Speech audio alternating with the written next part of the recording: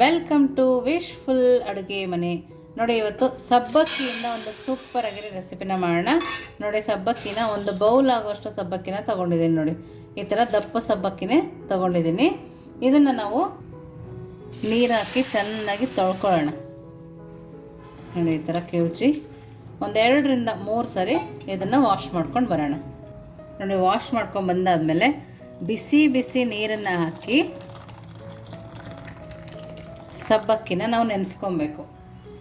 ನೋಡಿ, ನಾವೀಗ ಬಿಸಿನೀರು ಹಾಕಿದ್ದೀವಲ್ಲ, ಒಂದು 5-10 ನಿಮಿಷ ಅಷ್ಟು ಮಾತ್ರ ನಾವು ಇದನ್ನು ನೆನೆಸ್ಕೊಂಡ್ರೆ ಸಾಕಾಗುತ್ತೆ. ಜಾಸ್ತಿ ಟೈಮ್ ನೆನೆಸೋ ಹಾಗಿಲ್ಲ. ಕೆಲವೊಂದು ಸರಿ ನಾವು ಜಾಸ್ತಿ ನೆನೆಸ್ಬೇಕಾಗತ್ತೆ. ಇವಾಗ ಜಾಸ್ತಿ ನೆನೆಸೋ ಅವಶ್ಯಕತೆ ಇಲ್ಲ, ದಿಢೀರಂತ ಮಾಡ್ಕೊಬೋದು. 5-10 ನಿಮಿಷ ಇದನ್ನು ನೆನೆಯಕ್ಕೆ ಬಿಡೋಣ.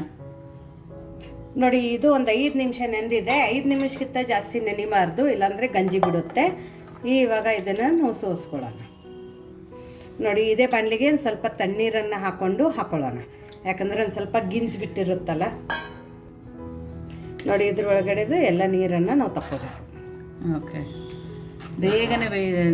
ಬೇಗನೆ ನೆನೆಯುತ್ತಲ್ಲೋ ಪ್ರತಿಭಾ? ಹೌದು, ಬರೀ ಒಂದು 5 ನಿಮಿಷ ಸಾಕು, ಅದಕ್ಕಿಂತ ಜಾಸ್ತಿ ಬೇಡ. ಇವಾಗ ಇದನ್ನು ಒಂದು ಪಾತ್ರೆ ಒಳಗಡೆ ಹಾಕ್ಕೊಳ್ಳೋಣ. ಓಕೆ. ನೋಡಿ, ಇಲ್ಲಿ ಕುದಿಸಿರೋದು ಆಲೂಗಡ್ಡೆನ ನಾವು ತುರ್ಕೋಬೇಕು. ಆಲೂಗಡ್ಡೆನೂ ತುಂಬ ಸಾಫ್ಟಾಗಿ ಕುದಿಸ್ಕೋಬಾರ್ದು. ಒಂದು 2 ವಿಸಲ್ ಆಗೋಷ್ಟು ಕುದಿಸ್ಕೋಬೇಕು. ಒಳಗಡೆ ಒಂದು ಸ್ವಲ್ಪ ಗಟ್ಟಿ ಇದ್ರೂ ಪರವಾಗಿಲ್ಲ, ಬಟ್ ತುಂಬ ಸಾಫ್ಟಾಗಿ ಕುದಿಸ್ಕೋಬೇಡಿ. ಇವಾಗ ಈ ಥರ ನಾವು ಗ್ರೇಟ್ ಮಾಡೋದ್ರಿಂದ ಒಳಗಡೆ ಗಂಟೆ ಯಾವುದೇ ಥರ ಉಳ್ಕೊಳ್ಳಲ್ಲ. ನೀಟಾಗಿ ಆಗುತ್ತೆ. ಇನ್ನೂ ಯಾರು ನೀವು ನಮ್ಮದು ವಾಟ್ಸಪ್ ಗ್ರೂಪನ್ನು ಜಾಯಿನ್ ಆಗಿಲ್ಲ ಅಂದರೆ ವಿಶ್ಫುಲ್ ಅಡುಗೆ ಮನೆ ವಾಟ್ಸಪ್ ಗ್ರೂಪ್ ಲಿಂಕನ್ನು ನಾನು ಡಿಸ್ಕ್ರಿಪ್ಷನ್ ಬಾಕ್ಸಲ್ಲಿ ಕೊಟ್ಟಿದ್ದೀನಿ. ಆ ಲಿಂಕ್ ಮೇಲೆ ಕ್ಲಿಕ್ ಮಾಡಿದರೆ ಸಾಕು, ನೀವು ನಮ್ಮ ಜೊತೆ ಕನೆಕ್ಟ್ ಆಗ್ತೀರಾ.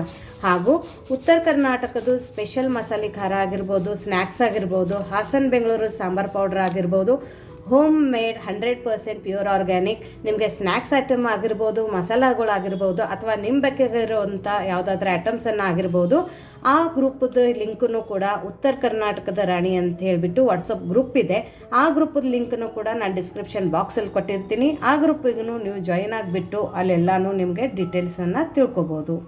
ನೋಡಿ, ಇವಾಗ ಆಲೂಗಡ್ಡೆ ಚೆನ್ನಾಗಿ ತುರಿದಾಗಿದೆ ಅಲ್ಲ? ಹೌದು, ಗಂಟಿಲ್ಲ ಪ್ರತಿಭಾ ಒಂದು. ಹೌದು. ಇವಾಗ ನೆಕ್ಸ್ಟ್ ಇದಕ್ಕೆ ನಾವೇನು ನೆನೆಸಿಟ್ಟಿದ್ದೀವಿ ಅಲ್ಲ, ನೀರು ಸೋಸ್ಕೊಂಡು ಸಬ್ಬಕ್ಕಿ, ಅದನ್ನು ಹಾಕೊಳ್ಳೋಣ. ಓಕೆ. ಸಬ್ಬಕ್ಕಿ ಮತ್ತು ಆಲೂಗಡ್ಡೆದು ಕ್ವಾಂಟಿಟಿನ ಹೆಚ್ಚು ಕಡಿಮೆ ಮಾಡ್ಕೋಬೋದು. ಇಲ್ಲ ನಮ್ಮ ಹತ್ರ ಟೈಮ್ ಇಲ್ಲ, ನೆನೆಸೋಕ್ಕಾಗಲ್ಲ ಅಂದ್ರೂ ಸ್ವಚ್ಛ ನೀರಲ್ಲಿ ಕ್ಲೀನ್ ನೀರಲ್ಲಿ ಒಂದು 3-4 ಸರ್ತಿ ತೊಳೆದ್ಬಿಟ್ಟು ಇಮಿಡಿಯೇಟಾಗಿ ಕೂಡ ಇಲ್ಲಿ ನಾವು ಸಬ್ಬಕ್ಕಿನ ಯೂಸ್ ಮಾಡ್ಕೋಬೋದು. ಆಲೂಗಡ್ಡೆ ಕುದಿಸೋಕೆ ಟೈಮ್ ಇಲ್ಲ ಅಂದ್ರೂ ಕೂಡ ಆಲೂಗಡ್ಡೆನ ತುರಿದ್ಬಿಟ್ಟು ಹಸಿದೇ ಯೂಸ್ ಮಾಡ್ಕೋಬೋದು. ಓಕೆ. ನೋಡಿ, ಇವಾಗ ಇದ್ರ ಒಳಗಡೆ ಸಣ್ಣದಾಗಿ ಕಟ್ ಮಾಡ್ಕೊಂಡಿರೋಂಥ ಹಸಿಮೆಣಸಿನ್ಕಾಯಿ ಹಾಕೊಳ್ಳೋಣ. ಅದ್ರ ಜೊತೆ ಸಣ್ಣದಾಗಿ ಕಟ್ ಮಾಡ್ಕೊಂಡಿರೋಂಥ ಕರಿಬೇವಿನ ಸೊಪ್ಪನ್ನು ಹಾಕೊಳ್ಳೋಣ. ಅದರ ಜೊತೆ ಸಣ್ಣದಾಗಿ ಕಟ್ ಮಾಡ್ಕೊಂಡಿರೋಂಥ ಕೊತ್ತಂಬರಿ ಸೊಪ್ಪು ಕೂಡ ಹಾಕೊಳ್ಳೋಣ. ಮನೆಯಲ್ಲಿ ವಯಸ್ಸಾದವರಿದ್ದಾರೆ ಅಥವಾ ಮಕ್ಕಳಿದ್ದಾರೆ ಅಂದಾಗ ಮೆಣಸಿನ್ಕಾಯಿನ ನೀವು ಜಜ್ಜಿ ಬಿಟ್ಟು ಕೂಡ ಹಾಕೋಬೋದು, ಅಥವಾ ಮಿಕ್ಸಿಯಲ್ಲಿ ಸಣ್ಣ ಮಾಡಿ ಕೂಡ ಹಾಕೋಬೋದು. ಇವಾಗ ನೋಡಿ, ಇಲ್ಲಿ ಹುರಿದಿರೋದು ಕಡಲೆ ಬೀಜನ ತರಿಯಾಗಿ ಪುಡಿ ಮಾಡಿಕೊಂಡು ಹಾಕೋತಾ ಇರೋದು. ಇಲ್ಲಿ ಒಂದು ಅರ್ಧ ಕಪ್ಪದಷ್ಟು ಕಡಲೆ ಬೀಜದ ಪುಡಿನ ಹಾಕೋತಾ ಇರೋದು. ನೀವು ಹೆಚ್ಚು ಕಡಿಮೆ ಹಾಕೋಬಹುದು. ಅಕಸ್ಮಾತ್ ನಿಮಗೆ ಕಡಲೆ ಬೀಜದ್ದು ಪುಡಿ ಬೇಡ ಅಂದರೆ ನೀವು ಇದ್ರ ಬದಲಾಗಿ ರಾಜಗಿರಾ ಹಿಟ್ಟು ಅಂತ ಬರುತ್ತೆ ಫಾಸ್ಟಿಂಗಕ್ಕೆ, ಅದನ್ನು ಕೂಡ ಹಾಕೋಬಹುದು. ಇವಾಗ ಇಲ್ಲಿ ರುಚಿಗೆ ತಕ್ಕಷ್ಟು ಉಪ್ಪನ್ನು ನಾವು ಹಾಕೊಳ್ಳೋಣ. ಉಪ್ಪನ್ನು ನೋಡ್ಬಿಟ್ಟು ಹಾಕೊಳ್ಳಿ. ಇವಾಗ ಒಂದು ಅರ್ಧ ಸ್ಪೂನಷ್ಟು ಜೀರಿಗೆನ ಹಾಕೊಳ್ಳೋಣ. ನಿಮ್ಗೆ ಉಪವಾಸಕ್ಕೆ ಯಾವುದೇ ಐಟಮ್ಸನ್ನು ನೀವು ತಿನ್ನಲ್ಲ, ಯಾವ ಪದಾರ್ಥನ ನೀವು ತಿನ್ನಲ್ಲ, ಅದನ್ನು ನೀವು ಇಲ್ಲಿ ಸ್ಕಿಪ್ ಮಾಡ್ಕೋಬೋದು.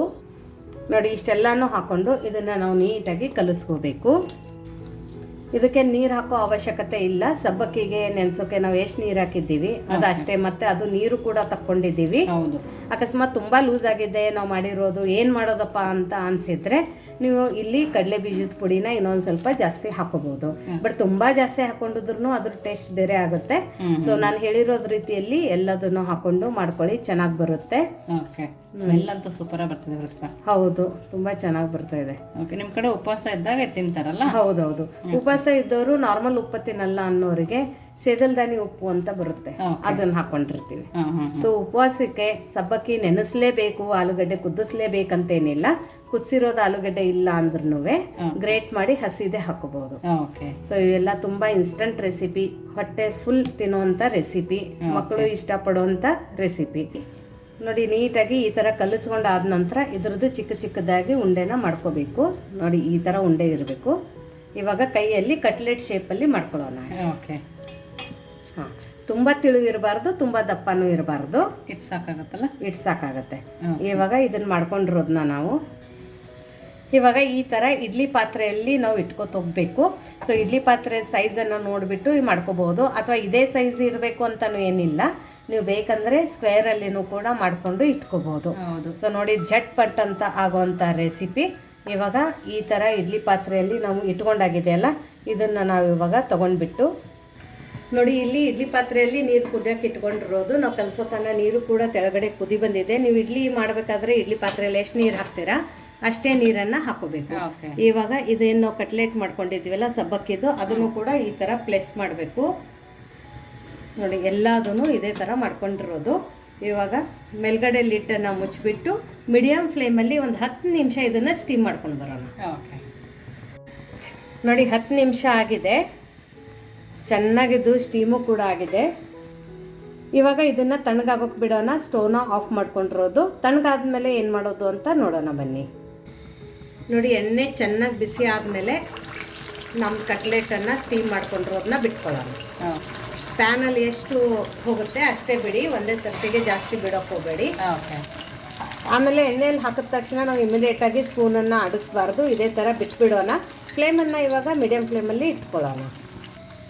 ನೋಡಿ, ಮೀಡಿಯಮ್ ಟು ಹೈ ಫ್ಲೇಮಲ್ಲಿ ಈ ಥರ ಕೆಂಪು ಬಣ್ಣ ಬರೋ ತನಕ ನಾವು ಕರ್ಕೋಬೇಕು. ಎಷ್ಟು ಚೆನ್ನಾಗಿದು ಕಲರ್ ಬಂದಿದೆ ಇಲ್ಲಿ ನೋಡ್ಬೋದು.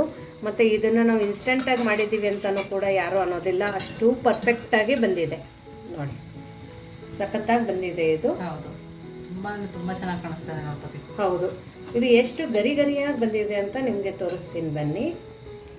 ನೋಡಿ, ಬಿಸಿ ಬಿಸಿ ಇನ್ಸ್ಟಂಟ್ ಇಡ್ಲಿ ಪಾತ್ರೆಯಲ್ಲಿ ಮಾಡ್ಕೊಳ್ಳೋವಂಥ ಸಬ್ಬಕ್ಕಿ ವಡೆ ಇಲ್ಲಿ ನೋಡ್ಬೋದು. ಎಷ್ಟು ಚೆನ್ನಾಗಿ ಕಾಣಿಸ್ತಾ ಇದೆ, ಎಷ್ಟು ಕ್ರಿಸ್ಪಿಯಾಗಿದೆ ಅಂತಲೂ ನಿಮಗೆ ತೋರಿಸ್ತೀನಿ. ನೋಡಿ ಪ್ರತಿಭಾ, ಎಷ್ಟು ಚೆನ್ನಾಗಿ ಕಾಣಿಸ್ತಾ ಇದೆ. ಹೌದು ಆಶಾ. ಆಮೇಲೆ ಎಷ್ಟು ಕ್ರಿಸ್ಪಿಯಾಗಿದೆ ನೋಡಿ. ನೋಡಿ, ಒಳಗಡೆನೂ ಕೂಡ ಎಷ್ಟು ಕರೆಕ್ಟಾಗಿ ಬೇಯ್ದಿದೆ. ಇಲ್ಲಿ ನೋಡಿ, ಪರ್ಫೆಕ್ಟಾಗಿ ಆಗಿದೆ. ಇವಾಗ ಬರೀ ಸಬ್ಬಕ್ಕಿ ವಡೆ ತಿಂದರೆ ಮಜಾ ಬರಲ್ಲ, ಅದರ ಜೊತೆ ಬಿಸಿ ಬಿಸಿ ಕಾಫಿ. ಓಕೆ. ಹಾಂ, ನೋಡಿ, ಫಿಲ್ಟರ್ ಕಾಫಿ ಇದೆ. ತುಂಬ ಚೆನ್ನಾಗಿ ಟೇಸ್ಟ್ ಕೊಡುತ್ತೆ. ನೀವು ಬೇಕಂದರೆ ಟೀ ಕೂಡ ಇದ್ರ ಜೊತೆ ಕುಡಿಬೋದು. ಬೇಕಂದರೆ ಫಾಸ್ಟಿಂಗಕ್ಕೆ ಕೆಲವೊಬ್ಬರು ಮನೆಯಲ್ಲಿನೇ ಫಾಸ್ಟಿಂಗ್ ಕೆಚಪ್ ಅಂತ ಮಾಡ್ಕೋತಾರೆ, ಅಥವಾ ಮೊಸರು, ಒಗ್ಗರಣೆ ಮೊಸರು ಅಂತ ಮಾಡ್ಕೋತಾರೆ. ಅದ್ರ ಜೊತೆನೂ ತಿನ್ಕೋಬೋದು. ಬಟ್ ಇವತ್ತೇ ನಾನು ಇದನ್ನು ಬಿಸಿ ಬಿಸಿ ಇನ್ಸ್ಟಂಟ್ ಸಬ್ಬಕ್ಕಿ ವಡೆನ ಫಿಲ್ಟರ್ ಕಾಫಿ ಜೊತೆ ಸರ್ವ್ ಮಾಡ್ತಾ ಇದ್ದೀವಿ. ನೋಡಾಶಾ. ಕ್ರಿಸ್ಪಿಯಾಗಿ ಪ್ರತಿಭಾ. ಸೂಪರ್ ಆಗಿದೆ. ಒಳಗಡೆ ಸಾಫ್ಟ್ ಆಗಿದೆ. ಹೌದಲ್ಲ, ಹೊರಗಡೆ ಕ್ರಿಸ್ಪಿ. ಹೌದು, ಸಬ್ಬಕ್ಕಿ ಏನು ಕಟ ಕಟ ಅಂತ ಇಲ್ಲ. ನೋಡಿ, ತುಂಬ ಈಸಿಯಾಗಿ ಇನ್ಸ್ಟೆಂಟಾಗಿ ಇಡ್ಲಿ ಪಾತ್ರೆಯಲ್ಲಿ ಈ ಸಬ್ಬಕ್ಕಿ ವಡೆನ ದಿಢೀರಂತ ಸಬ್ಬಕ್ಕಿ ನೆನೆಸದೆ ಯಾವ ಥರ ಮಾಡೋದು ಅಂತ ನೋಡಿದ್ದೀರಾ. ಸೊ ನೆನೆಸಿರೋ ಸಬ್ಬಕ್ಕಿಯಿಂದನೂ ಈ ರೆಸಿಪಿ ನೀವು ಮಾಡಿದರೆ ಅದಕ್ಕೂ ಕೂಡ ಹಿಂದೆ ಹಾಕುತ್ತೆ. ಇದು ಇನ್ಸ್ಟಂಟ್ ಸಬ್ಬಕ್ಕಿ ವಡೆ. ಮತ್ತೆ ಸಿಗೋಣ ನಾವು ಇದೇ ಥರ ಹೊಸ ಹೊಸ ರೆಸಿಪಿ ಜೊತೆ ನಮ್ಮ ವಿಶ್ಫುಲ್ ಅಡುಗೆ ಮನೆಯಲ್ಲಿ. Thank you.